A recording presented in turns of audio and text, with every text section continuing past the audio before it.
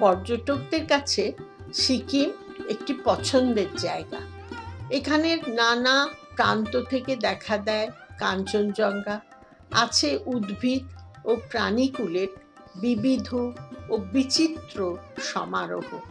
এখানে বাস করেন ভুটিয়া মানুষজন, এছাড়াও রয়েছেন বেশ কিছু সংখ্যায় নেপালি, তিব্বতী ও অন্যান্য মানুষজনেরা।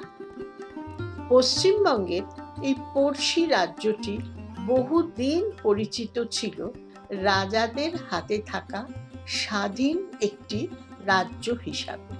পরবর্তীতে 1975 সালে 16ই মে সিকিম ভারতবর্ষের অন্তর্ভুক্ত হয়। সিকিম একটি ছোট্ট রাজ্য হলেও ওখান থেকে অনেক কিছু শেখার আছে।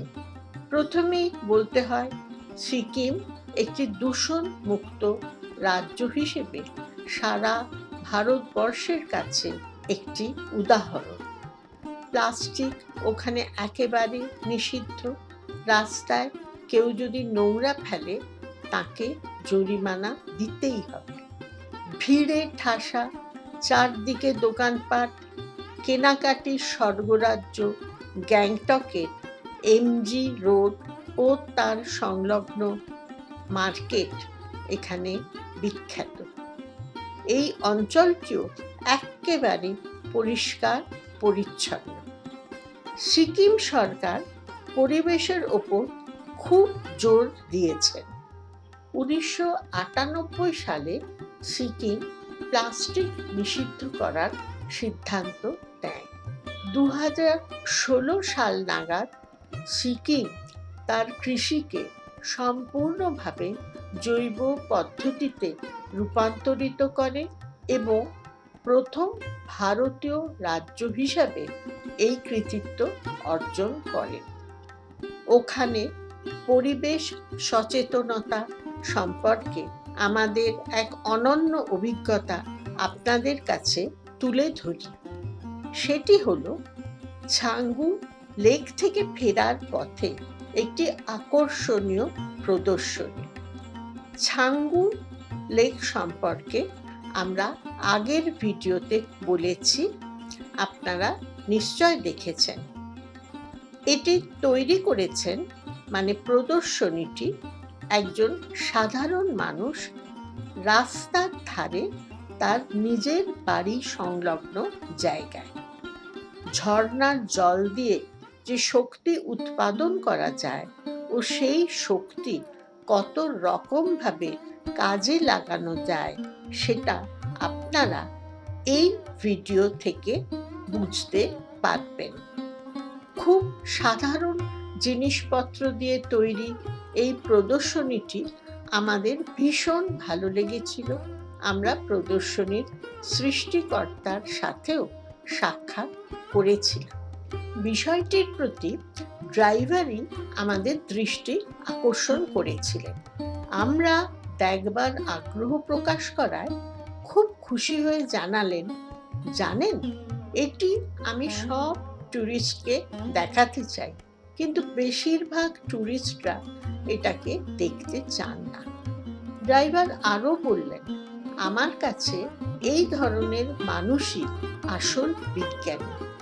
আমাদেরও মনে হয়েছে সাধারণ মানুষের মধ্যে পরিবেশ সচেতনতা গড়ে তোলার খুব ভালো উপায় এটি। এইভাবে প্রাকৃতিক সম্পদ ব্যবহার করে শক্তি উৎপাদন করা যে সম্ভব সেটি এই প্রদর্শনী থেকে সহজেই বুঝতে পারা যায়। এখানকার মানুষ যেন পরিবেশ রক্ষার দায়িত্ব নিজেদের কাঁধে তুলে নিয়েছে।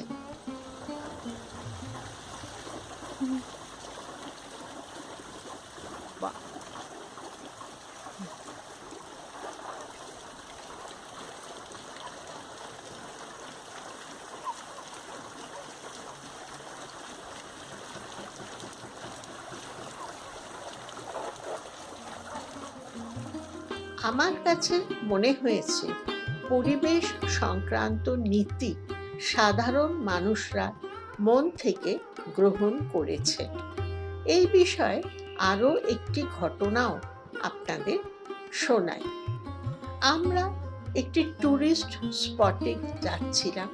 জায়গাটার কাছাকাছি আসতে আমাদের গাড়ির ড্রাইভার আমাদের বেশ কড়া সুরে নির্দেশ দিলেন গাড়ির ভেতরে থাকা সব জলের বোতল, প্লাস্টিক ইত্যাদি ময়লা ফেলার নির্দিষ্ট জায়গাতে আমাদেরই ফেলে দিয়ে আসতে হবে। এটাও বললেন যে গাড়িতে এগুলি থেকে গেলে গাড়ির চালকের 5,000 টাকা জরিমানা হবে। এটাই নিয়ম। দেখুন, যেখানে গাড়ি চালককে সরকার থেকে প্রশাসনিক দায়িত্ব ও অধিকার দেওয়া আছে পরিবেশ রক্ষার জন্য, পরিষ্কার পরিচ্ছন্নতা রক্ষা করার জন্য, সেখানে কাজটি কত সুন্দরভাবে সহজভাবে হতে পারছে। এর থেকে বোঝা গেল সরকার যদি কোনো ব্যাপারে আন্তরিক হয় তবে কঠিন নির্দেশ নাগরিকরা খুশি মনেই মেনে নেয়। আরও একটি উদাহরণ দেওয়া যাক। উত্তর সিকিমের লাচুংয়ে গিয়ে একটি মেয়ের সঙ্গে আমাদের আলাপ হলো। সেই মেয়েটি স্কুলে শিক্ষকতার কাজ করে ও একটি দোকান চালায়। সেই দোকানে মোমো, বিয়ার ইত্যাদি পাওয়া যায়। মোমোর কথাই বলি, সিকিমে যে মোমো পাওয়া যায় তার স্বাদ অপূর্ব ও কলকাতায় বিক্রি মোমো থেকে বেশ আলাদা। এই মেয়েটি মিলেট, যা একটি দানা শস্য, তাই দিয়ে বিয়ার তৈরি করে। আমাদের উপহার দিয়ে বলেছিলেন এর ওপর গরম জল ঢেলে স্ট্র দিয়ে খেতে আপনারা পারেন। আমরা যখন সিকিমে গিয়েছিলাম তখন পরিবেশের উপর জোর দেবার জন্য রাসায়নিক সার ব্যবহৃত আনাজ বাইরে থেকে আনা কিছু বাধা নিষেধ চালু হয়েছিল। এই কারণে উত্তরে অবস্থিত লাচুংয়ে খাবার সরবরাহ ঠিক মতন হচ্ছিল না। গ্যাংটকের বাজারেও দেখেছি অল্প সবজি, যার অধিকাংশ শুকনো হয়ে গিয়েছিল। এই পরিস্থিতিতে মেয়েটি বলল, আমাদের হয়তো একটু অসুবিধে হবে, কিন্তু আমরা ঠিক করে নেব। আমাকে তো উচ্চশিক্ষার জন্য দার্জিলিং যেতে হয়েছিল।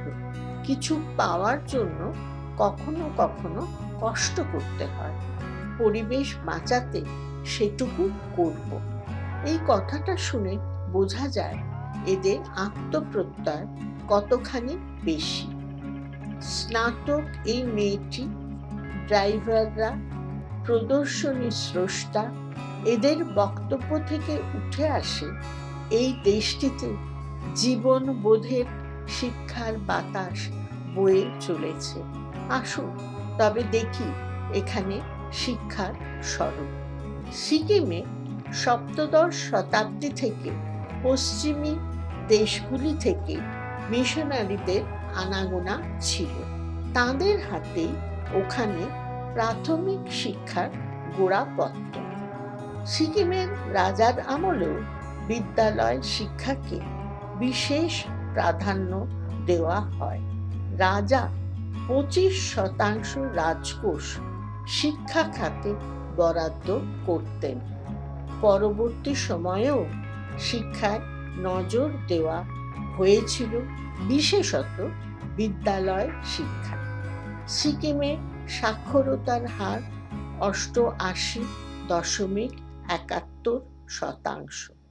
সিকিমের ছেলে মেয়েদের জন্য চটকদারি আর উচ্চ স্তরের শিক্ষার সুযোগ অতটা না থাকলেও অধিকাংশ মানুষ, বিভিন্ন স্তরের মানুষ বহু প্রজন্ম ধরে প্রাথমিক শিক্ষার আওতায় থেকেছেন। এখানে বেড়াতে এসে বেশ কয়েকটি ছোট ছোট বিষয় নজরে এলো, ভালোও লেগেছিল। মনে হয়েছিল এসব ওই সাধারণ শিক্ষারই ফসল। প্রথমেই আসি স্বাস্থ্য সম্পর্কে। আমাদেরই মতো বেড়াতে আসা এক ভদ্রলোকের সঙ্গে আলাপ হলো। তার অভিজ্ঞতার কথা শুনে আমি আশ্চর্য হয়ে গেলাম। ভদ্রলোক বললেন, তার ছোট্ট বাচ্চা হঠাৎ অসুস্থ হয়েছিল সিকিমে এসে। যখন হসপিটালে নিয়ে গিয়েছিলেন, তখন বাচ্চাটিকে দেখতে প্রথমেই একজন শিশু বিশেষজ্ঞ এলেন। আমাদের এখানে হসপিটালে এমন ব্যবস্থা জানা নেই। আমাদের হোটেলের মালিকের বাবা একজন প্রতিষ্ঠিত চিকিৎসক। তার সাথে এই ঘটনার আলোচনার মাঝে তিনি ওখানের স্বাস্থ্য ব্যবস্থার প্রশংসা করছিলেন আর জানিয়েছিলেন রাজার আমল থেকে প্রজার স্বাস্থ্যের প্রতি গুরুত্ব দেওয়া হতো। এসব অভিজ্ঞতা বিনিময় তো হলো শিক্ষিত মধ্যবিত্তদের সাথে। একটু পরীক্ষা করতে আমি গাড়ির দুজন চালককে জিজ্ঞাসা করেছিলাম। তারাও দেখলাম সরকারি স্বাস্থ্য ব্যবস্থা সম্পর্কে খুবই তুষ্ট। বেশ ভালো লাগে। আরেকটা জিনিস না বললে নয়, আমরা শুনলাম সিকিমে রাত্রেও মেয়েরা খুব নির্ভয়ে চলাফেরা করতে পারে। এমনকি আমাদের মতো পর্যটকরাও পারেন। আমাদের আলো ঝলমলে কলকাতাতে এটা আমরা এখন ভাবতেই পারি না। এত ছোট রাজ্য হয়েও যে এত দিক থেকে উন্নতি করেছে, তা সত্যি দেখার মতো। সিকিমের অর্থনীতি মূলত কৃষি ও পর্যটনের ওপর নির্ভরশীল। সিকিম পরিবেশ নিয়ে যে অগ্রগতি করেছে, আমরা আশা করব আগামী দিনে সেই অগ্রগতির দিকে লক্ষ্য রেখে আরও উন্নতির দিকে এগিয়ে যাবে।